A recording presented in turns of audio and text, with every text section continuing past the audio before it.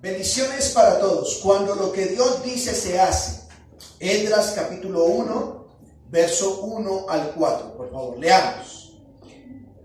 En el primer año de Ciro, rey de ¿qué? Para que se cumpliese la palabra de Jehová por boca de Jeremías, despertó Jehová el espíritu de Ciro, rey de Persia, el cual hizo ¿qué, hermanos? Pregonar de palabra y también por escrito por todo su reino, diciendo: así ha dicho Ciro, rey de Persia: Jehová, el Dios de los cielos, me ha dado todos los reinos de la tierra y me ha mandado que le edifique casa en Jerusalén, que está en Judá. Quien haya entre vosotros de su pueblo, sea Dios con él, y suba a Jerusalén, que está en Judá, y edifique la casa a Jehová, Dios de Israel. Él es el Dios, la cual está en Jerusalén. Y a todo el que haya quedado en cualquier lugar donde more, ayúdenle los hombres de su lugar, ¿con qué, hermanos? Plata, oro, bienes y ganados, además de ofrendas voluntarias, ¿para qué, hermanos? La cual está, Padre nuestro que estás en los cielos, es santo tu nombre. Hoy te honramos. En un día como hoy tú resucitaste. En un día como hoy permitiste que tu iglesia se reuniera para darte gloria y honra. Hoy reconocemos tu soberanía, reconocemos tu poderío, reconocemos tu omnisciencia, pero sobre todo reconocemos tu omnipresencia. Estás aquí en medio nuestro y sabemos que tú nos escuchas y que nos bendices. Ya el solo hecho de estar aquí escuchando tu voz es un privilegio. Queremos rogarte, por favor, que al exponer esta tu palabra, sobre todo al predicador, le ayudes para que no sea hablando palabra de hombre, sino palabra tuya. Así que oramos por él para que le uses y le bendigas. Pero también oramos para que a través de esta tu palabra, tu iglesia sea consolada y edificada. Aquellos que no te conocen vengan y des el privilegio, ya sea virtualmente o aquí presencialmente, que vengan al arrepentimiento. Que podamos gozarnos junto con los ángeles en el cielo si hoy procede alguien al arrepentimiento. Gracias porque tú nos bendices y oramos en los méritos de tu Hijo, el Señor Jesucristo, a quien queremos escuchar en esta mañana. A Él la gloria y en sus méritos oramos. Amén. Tome su lugar, amado hermano. Estimados hermanos y amigos, qué privilegio que tenemos al poder acercarnos a la palabra de Dios y ser instruidos por ella. De verdad que cada vez que yo me acerco a preparar estas enseñanzas, le oro al Señor y le digo: Señor, por favor ayúdame, porque no quiero hablar palabra de hombre, sino tu palabra. Y entendiendo que Él es el que puede convencer de pecado, de justicia, de juicio, bueno, que a Él sea quien reciba la gloria si hace algo en nuestros corazones.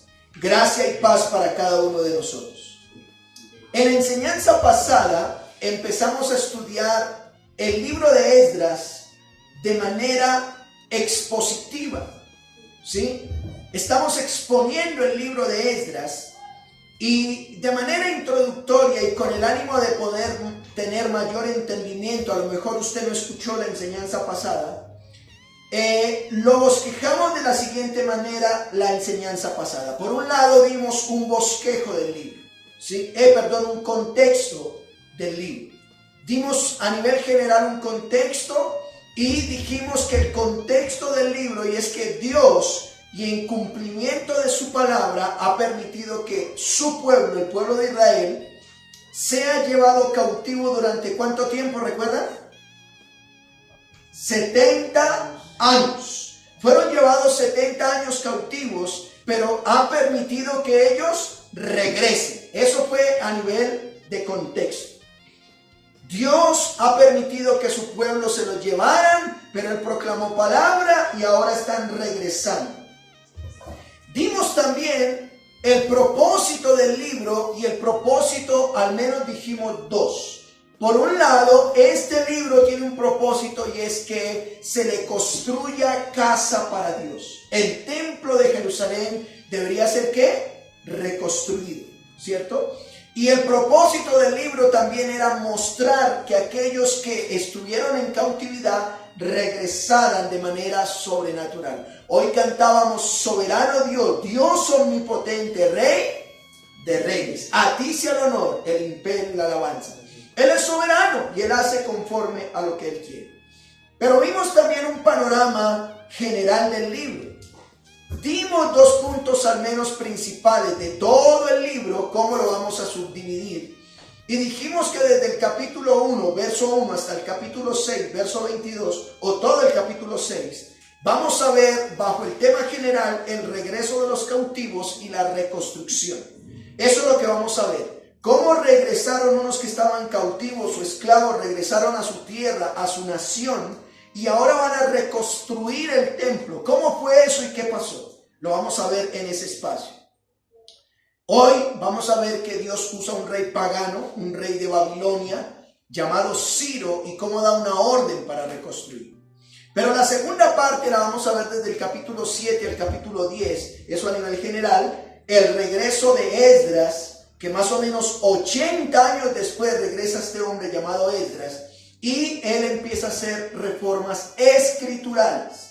El pueblo ya tenía posición, el pueblo ya tenía posesión, el pueblo ya tenía un lugar donde poder rendirle culto a Dios, pero era necesario que escrituralmente ellos entendieran cómo iban a hacer la tarea.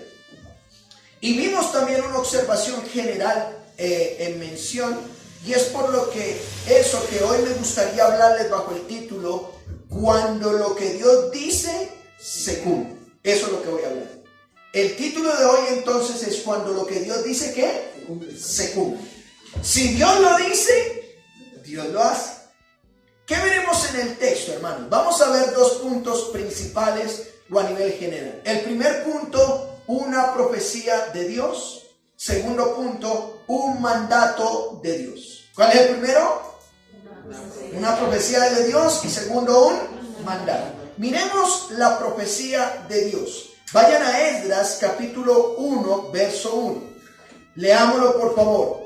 Esdras capítulo 1, verso 1, dice estas palabras: en el primer año de Ciro, rey de Persia, para que se cumpliese la palabra de Jehová por boca de Jeremías, despertó Jehová el espíritu de Ciro, rey de Persia, el cual hizo pregonar de palabra y también, ¿qué, hermanos? Por escrito, por todo su reino, diciendo. Miremos el tiempo de la profecía. ¿Cuándo fue el tiempo que ocurrió esa profecía? Nos dice: en el primer año de Ciro, rey de Persia. El primer año.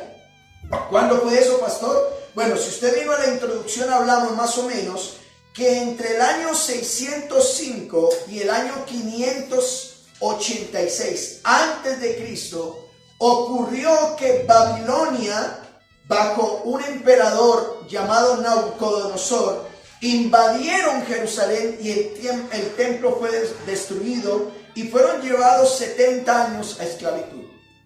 Pero en el año 539, Ciro, este rey Ciro que estamos nombrando aquí, conquistó el imperio babilónico.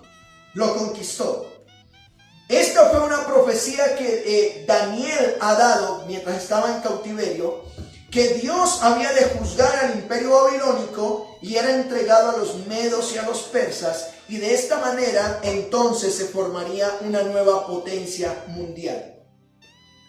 En el año entonces 538, un año, es decir, un año después de la conquista de Babilonia, nos dice la escritura que los cautivos regresan a Jerusalén. Es decir, ¿cuándo fue el año? Nos dice que el primer año de Ciro, rey de Persia. ¿Cuándo fue el año? Más o menos 538. En la profecía de Dios, entonces, ya hemos visto el tiempo que ocurrió. Año 500, ¿qué? 38. Miremos el propósito de esa profecía. ¿Cuál fue el propósito? ¿Por qué Dios dio esa profecía? Miren la segunda parte de Esdras capítulo 1. Dice, para que, ¿qué, hermanos? Se cumpliese la palabra de Jehová por boca de Jeremías. Una vez más, el tiempo que ocurrió con este hombre llamado Ciro. ¿Cuál fue el propósito de esa profecía? Para que se cumpliese. Era necesario, el propósito de lo que iba a ocurrir con Ciro y los que iban a regresar, era necesario un cumplimiento de la palabra de Jehová por boca de Jeremías. ¿Dónde encuentra eso? Bueno, vamos a observar dos textos. Vayan a Jeremías capítulo 25. Jeremías capítulo 25, búsquelo en su Biblia, por favor. Verso 11. Mire lo que dice Jeremías 25:11. Toda esta tierra, el profeta Jeremías profetiza estas palabras. Toda esta tierra será puesta en ruinas y espanto. Y servirán estas naciones al rey de Babilonia 70 años. Estoy en Jeremías 25:12 ahora. Y cuando sean cumplidos los 70 años, mire lo que dice. Castigaré al rey de Babilonia y a aquella nación por su maldad, ha dicho Jehová, y a la tierra de los caldeos, y la convertiré en desiertos. ¿Por cuánto tiempo? Para 30 años. Mire, aquí encontramos la profecía. Dice, para que se cumpliese la profecía dada por Jeremías. Es decir, que Jeremías, por un lado, ya había profetizado que el pueblo de Israel iba a ser llevado cautivo. ¿Cuánto tiempo? 70 años. 70. Ahora observemos un texto un poco mejor. Vayan a Jeremías 29. Jeremías capítulo 29, verso 10, por favor. Jeremías 29:10. Ya vimos que Jeremías profetizó que iban a ser llevados cautivos, que efectivamente fueron llevados cautivos. Pero Jeremías también profetizó estas palabras. Jeremías 29:10. Porque así ha dicho Jehová, cuando en Babilonia se cumplan, ¿cuántos, hermanos? Yo os visitaré, dice el Señor, y despertaré sobre vosotros mi buena palabra, para hacerlos volver a este lugar. Verso 11, que es un texto que nos aprendemos de memoria. Porque yo sé los pensamientos que tengo acerca de ustedes, dice el Señor. Pensamientos de paz y no de mal, para darles el fin que esperan. Verso 12. Entonces, ¿qué? Me invocarán y vendrán y orarán a mí, y yo los oiré. Y me buscarán y me hallarán. ¿Y por qué? Porque me buscarán de todo su corazón. Y seré hallado por ustedes, dice Jehová. Y los haré volver de su cautividad, y los reuniré de todas las naciones y de todos los lugares a donde los arrojé, dice Jehová, y los haré volver al lugar donde los hice llevar. Miren lo que dice.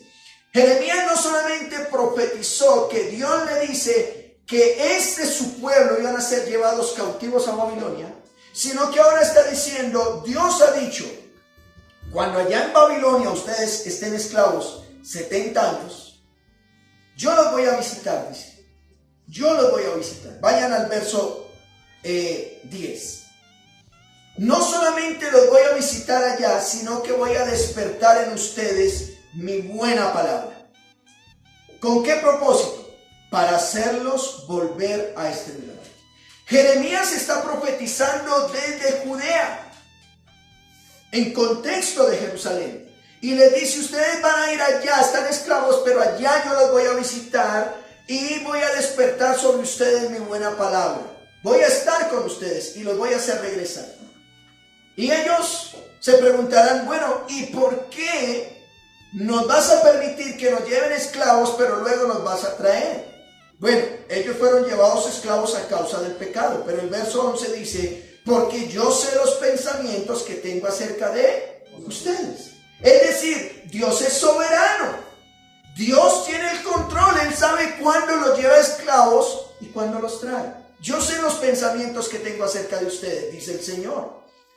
Y ahora los pensamientos ¿de qué son? De paz y no de mal.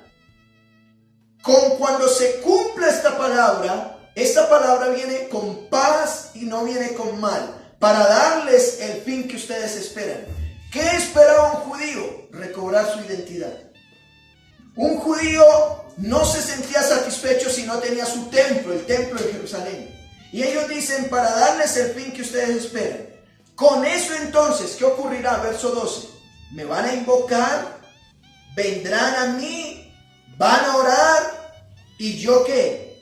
Les oiré. ¿Cuántos estuvieron en Babilonia esclavos en ese tiempo de 70 años? Y a lo mejor oraban y sentían que Dios no les escuchó. Ahora Jeremías dice, yo los voy a escuchar, me van a buscar y me van a hallar, porque lo van a hacer de todo ¿qué? Corazón. Antes me buscaban a su manera, pero ahora que ustedes vean que yo permití que los lleven esclavos, pero yo mismo los voy a sacar de la esclavitud, ahora ustedes van a entender y voy a hacerlos volver y me van a buscar de todo corazón. Verso 14 de Jeremías 29. Seré hallado por ustedes. Oiga, qué interesante. Qué buena promesa que Dios les está haciendo a los cautivos. Seré hallado por vosotros, dice Jehová, y los haré volver de su cautividad y los reuniré de todas las naciones. Judíos por todos lados, judíos errantes, ¿han escuchado ustedes eso? Los haría regresar de todos los lugares donde los arrojé. ¿Notan eso? Dios fue el que permitió que fueran a ese lugar. Alguien dijo estas palabras: muchas veces Dios nos permite andar de cabeza para que aprendamos a andar de frente. Muchas veces, hermano, la gente dice: ¿en qué momento me metí en todo este problema? ¿En qué momento estoy en todo esto? Para que digas: Dios, gracias, tú me permitiste entrar en esto, pero ahora yo me vuelvo a ti, ahora yo te busco como tú dices. Os haré volver al lugar de donde os hice llevar. Así que, hermanos, cuando Esdras dice para que se cumpliese la palabra de Jehová por boca de Jeremías, Jeremías no solamente profetizó que iban a ser llevados esclavos, sino que también profetizó que iban a ¿qué? Regresar. Entonces, regresen a Esdras capítulo 1, por favor. Verso 1. El primer año de Ciro, rey de Persia, el tiempo que ocurrió, para que se cumpliese la palabra de Jehová por boca de Jeremías. Estamos hablando el propósito de la profecía. Miremos ahora el autor y el instrumento de la profecía. ¿Cuál es el autor o el instrumento de la profecía? ¿Qué dice el texto? ¿Despertó quién? Jehová. ¿El espíritu de quién? De Ciro, rey de Persia. El autor de la profecía, aunque es Jeremías el que la da, el autor es el Señor, Jehová. Cuando dice despertó, es que Dios motivó o dispuso el corazón de un rey, lo inspiró, le impulsó por parte de Dios a hacer algo. Es decir, el rey de Persia, Ciro, no simplemente, tengo unos esclavos, me están lavando, me están cocinando, me están ayudando, me están sirviendo gratis, son esclavos, y los voy a dejar porque sí. No. ¿Quién fue el que puso en el corazón de Ciro? Jehová, fue Dios. Él es el autor de la profecía. Pero miremos el instrumento. Dice, el cual hizo pregonar de palabra y también ¿qué? Por escrito, por todo su reino, diciendo. Es decir, que el instrumento para que esa profecía se cumpliera, ¿quién fue? Un rey llamado Ciro. Ciro fue el que hizo, fue el instrumento de Dios. El espíritu de Ciro, rey de Persia, fue el que Dios despertó, lo impulsó, pero él es el instrumento. Él divulgó tanto por escrito como oralmente. Ciro dijo: mire, hágame el favor. Dios ha dicho esto, mándenlo por escrito por todos los lugares donde hay judíos, que sepan por escrito, pero también hablen.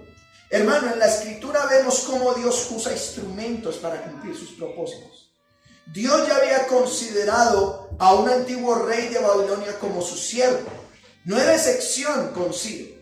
Recuerden, el mismo, si han estado escuchando bien, ¿cuál fue el rey antiguo que Ciro conquistó? Nabucodonosor. Nabucodonosor fue considerado un siervo de Dios. Tómelo como referencia, Jeremías 43:10. El mismo Jeremías, capítulo 43, verso 10, dijo: y diles, así ha dicho Jehová de los ejércitos, Dios de Israel, he aquí yo enviaré y tomaré a Nabucodonosor, rey de Babilonia, dice, mi siervo, y pondré su trono sobre estas piedras que he escondido, y extenderá su pabellón sobre ellas. Amados hermanos, todo el universo es creado por Dios. Y si todo el universo es creado por Dios, Dios hará que todo el universo sean siervos de Él. Aún Satanás es un siervo de Dios. Satanás solo hace lo que Dios le permita que haga. No más, Satanás no puede hacer nada sin la voluntad de Dios. Y aquí está diciendo que Ciro fue su siervo, Nabucodonosor fue su siervo. Y vemos, pastor, usted está diciendo una herejía. Usted me está diciendo que Satanás le pide permiso a Dios para hacer lo que hace. Sí, y compruébelo bíblicamente. Bueno, solo un ejemplo. Job capítulo 1 dice que todos se presentaron delante de Dios, y aún Satanás se presenta delante de Dios. Y Dios le dice, ¿y de dónde viene? Dice, de la tierra, de andar por ella, merodear. Y Dios le dice, ¿no has visto a mi siervo Job? Y Satanás le pide permiso para quitarle los bienes, y Dios se lo permite. Satanás no puede hacer nada más allá de lo que Dios se lo permite. Por eso, ¿de parte de quién podemos estar? Mejor de Dios. Así que Dios ha hablado por su palabra. Él usará aún las piedras, hermanos, para que hablen. Dios usa siervos. En este caso está usando a un rey llamado Ciro para que la profecía que le había dado se cumpliera. Dios ha dado una profecía que efectivamente se cumplió. Miremos entonces un segundo punto, un mandato de Dios. ¿Cuál fue el mandato? Vayan al verso 2, por favor. Vayan al verso 2. Así ha dicho Ciro, rey de Persia. Estoy en Esdras capítulo 1, verso 2. Jehová, el Dios de los cielos, me ha dado todos los reinos de la tierra, y me ha, ¿qué, hermanos? Mandado que le edifique casa en Jerusalén. Amados hermanos, aquí vemos un mandato de parte de Dios. Y frente a ese mandato miremos el que provisiona y el que da el mandato. ¿Por qué el que provisiona y el que da el mandato? Mire lo que dice el verso 2. Así ha dicho Ciro, rey de Persia, Jehová, el Dios de los cielos, ¿qué dice? Me ha dado. Ciro mismo reconoce que el que lo provisionó de lo que él tiene ha sido ¿quién? Dios. Él dice, Él me ha dado. Subraye eso, hay que tener en cuenta esa palabra especial en la Biblia. Jehová, el Dios de los cielos, me ha dado, dice, todos los reinos de la tierra. Ciro era un rey, y escuchen esto, el rey del imperio más poderoso en el tiempo conocido. Como hoy usted podría decir, ¿cuáles son los imperios que gobiernan el mundo? Bueno, hable de Estados Unidos, hable de China, hable de Rusia, ellos manejan el mundo. Hable de Colombia. No, Colombia no le llega ni a los tobillos. No somos un imperio. Ellos tienen el poder político, económico, ¿cierto? De armamento, ellos lo tienen. En ese tiempo Ciro tenía el poder del mundo conocido. Y él, hermanos, reconoce que Dios, aunque Él es rey, Él dice, Él es el rey de reyes. Es decir, que este rey es con R mayúscula. Él sería un rey con R minúscula. Él es el rey de reyes, quien le ha dado todo lo que tiene. Vayan al verso 2. Así ha dicho Ciro, rey de Persia. Rey de Persia, dice. Jehová, el Dios de los cielos, me ha dado todos los reinos de la tierra. ¿Quién puede darle un reino a otro? Otro rey. Dios, el poderoso, el soberano. Una vez más, por eso hoy cantábamos, soberano es Dios, Él es el soberano. Tómelo como referencia primera Timoteo 6:15 al 16. La cual a su tiempo mostrará el bienaventurado y solo soberano. ¿Qué dice? Rey de reyes y Señor de señores. Pablo le dice a Timoteo que Dios es soberano, que Él es Rey de reyes, Señor de señores, el único que tiene inmortalidad, que habita en la luz inaccesible, a quien ninguno de los hombres ha visto ni puede ver, al cual sea la honra, el imperio por siempre, y termina diciendo amén. Él es el soberano. Y Ciro dice, yo simplemente obedezco. ¿Cuál es? No solamente el que provee, sino el que manda. Mire, dice, y me ha mandado, regresen a Esdras capítulo 1 verso 2, y me ha mandado, o le ha dado una orden, lo ha elegido, le ha mandado. Así que Ciro reconoce que Dios no solo le provisionó para que fuese lo que es, sino que le dio una orden. ¿Cuál fue esa orden? Miremos el mandato específico. Verso 2, la última parte. Que le edifique ¿qué? Casa. O que le construya un templo. ¿En dónde? ¿Lugar? ¿En qué país? Que está en Judá. Aquí vemos un mandato específico. Dios le dice, Ciro, tú eres un rey, lo que tienes yo te lo di. Yo te ordeno ahora que me construyas una casa, pero yo no soy de tu pueblo. Sí, yo tengo un pueblo especial, un pueblo específico, lo defiendo, tengo un propósito con él. Tú no eres de ese pueblo, pero yo te ordeno, porque yo soy el dueño de todo el universo, ordeno que me construyas casa. A lo mejor ni tenía idea de qué significaba mucho eso, pero le dice, en tal lugar, en tal país, ve y me construyes una casa. ¿Cuáles son los instrumentos para construir esa casa? Miremos los instrumentos primero internos para construir esa casa. Vayan al verso 3. Los instrumentos internos. ¿Por qué digo internos? Ya se van a dar cuenta por qué. Verso 3. Ciro dice, quien haya entre vosotros de qué. ¿Notan? Una vez más, miren acá. El rey de reyes le dice a un rey, le da una orden que hable a personas que se identifiquen con eso y vayan a construir. ¿Qué hace Ciro? Ciro los tiene esclavos allá en el imperio. Y les dice estas palabras, verso 3. Quien haya entre ustedes del pueblo de Judá, de Jerusalén. O sea, lo que está haciendo es, hay gente de entre ustedes que pertenezca al Señor. ¿Qué le dice Ciro? Sea Dios con él. Y suba a Jerusalén, que está en ¿dónde? Ciro recibe una orden específica y Ciro transmite esa orden específica.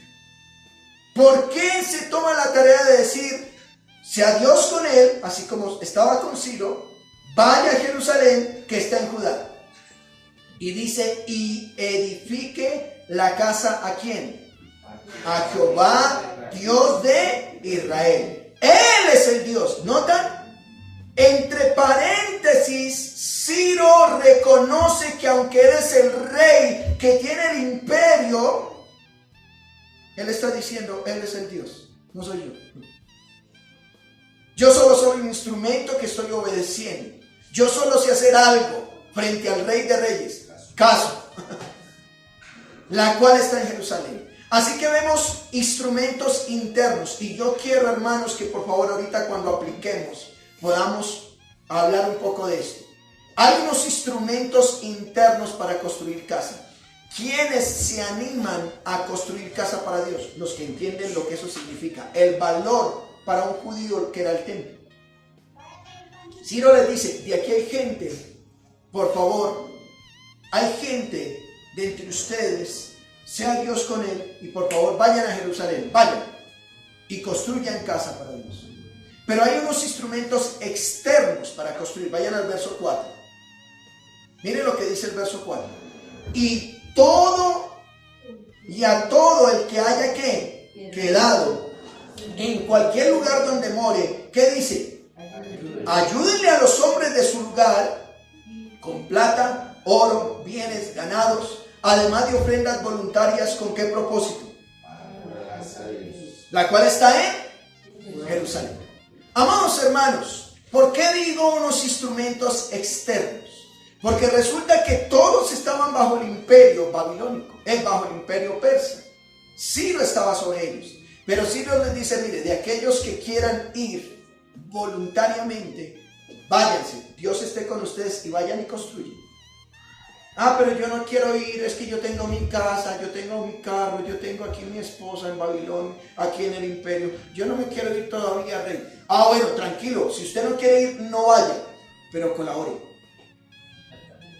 ¿Sí me van a entender? Miren lo que dice el verso 4.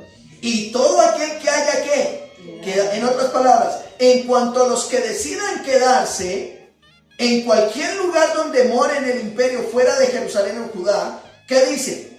Ayúdenle los hombres de su lugar. En pocas palabras, ayúdenles a los que se van. No pueden, yo tengo mi casa, tengo mi carro, ellos son los que se esfuerzan, ellos... No. Si usted hace parte del pueblo, ayude. ¿Cómo? ¿Con qué? Con plata, con oro, con bienes, con ganados, además de, ¿qué más dice ahí? Ofrendas voluntarias. En pocas palabras, ¿por qué dice además de ofrendas voluntarias? El que se quedaba allá porque a lo mejor había conseguido en los 70 años, se volvió empresario. Era esclavo por empresario. ¿Qué le está diciendo? No es opción de que le apoyes con plata. Cuando dice ayúdenle a los hombres, el rey está diciendo, esto no es opcional. Si usted hace parte de ese pueblo y ellos van a construir templo para Dios, no es opcional. Tienes que aportar. ¿Con qué tienes que aportar? Con plata, oro, bienes, ganados. Y le dice, esto te lo estoy obligando. Pero también, ¿qué dice? Además de ofrendas voluntarias. ¿Para qué? Para la casa de Dios. Para la casa de Dios. ¿La cual está en dónde, hermanos? Está en Jerusalén. La cual está en Jerusalén. Amados hermanos, vemos que hay unos instrumentos internos, es decir, internos es que ellos van a apoderarse y son los que van a meter la mano, y hay otros que son, ¿qué? Externos, van a estar ahí. Quiero decirles que Ciro da la orden a dos tipos de personas. Los cautivos que decidieron volver, ellos salen de su cautividad y van a construir casa para Dios. Pero los cautivos que desearan quedarse deberían ayudar monetariamente, obligados y también voluntariamente con un propósito. ¿Construir casa para quién? Para Dios. Pastor, y yo tengo una pregunta. ¿Y eso qué tiene que ver para nosotros como iglesia? Bueno, yo te tengo una pregunta. ¿No es eso lo que Dios pide de su iglesia? No todos somos iguales. Él en la cabeza, Cristo en la cabeza, y nosotros somos ¿qué? Su cuerpo. Pero hacemos parte de la iglesia. No todos somos iguales. Algunos son los que van a hacer casa para Dios. Unos son los que visitan, otros son los que llaman, otros son los que construyen, otros son los que oran, otros son los que hacen. Alguien dijo estas palabras, hermanos. Dios trabaja con las manos de los que dan, las rodillas con los que oran y los pies con los que van. ¿Notan eso?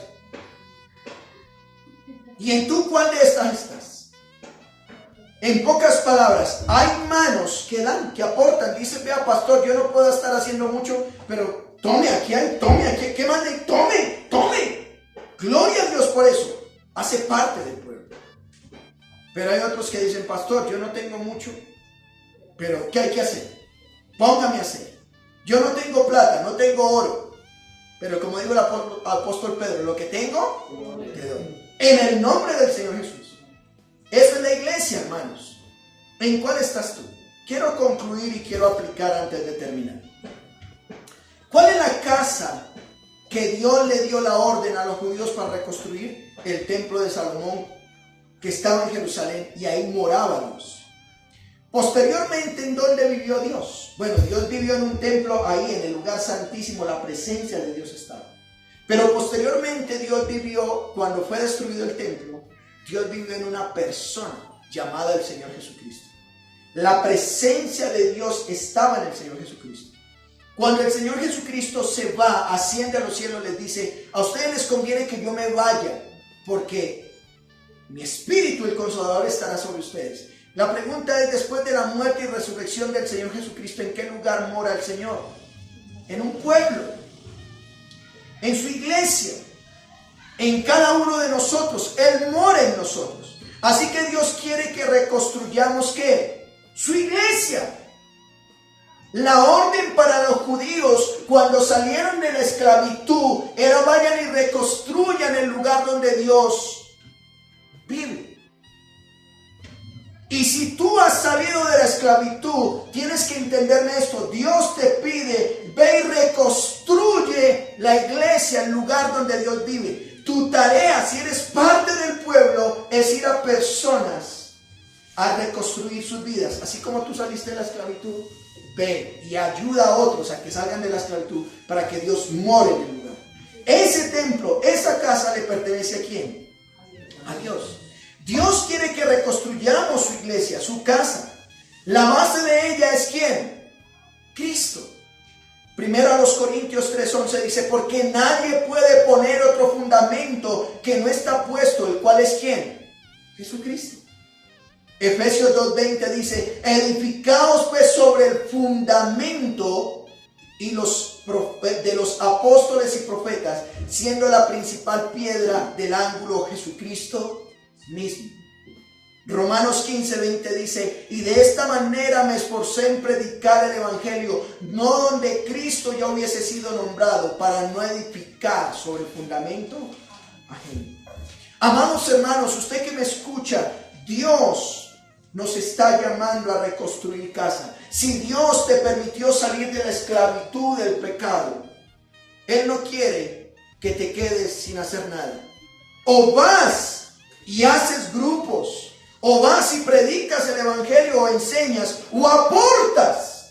Pero deben haber instrumentos internos y ¿qué? Y externos.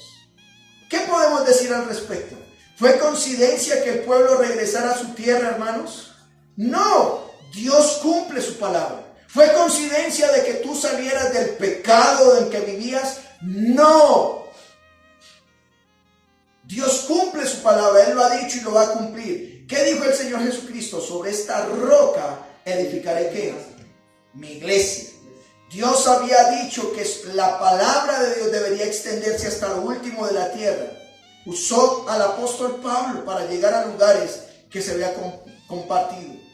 Por otro lado, hermanos, Dios quiso que los judíos construyeran casa para Él. ¿Cuál es el propósito de Dios para nosotros hoy en día? Él mismo nos ha dicho que el templo ya no son paredes. El templo son ¿qué? Personas que hacemos su casa.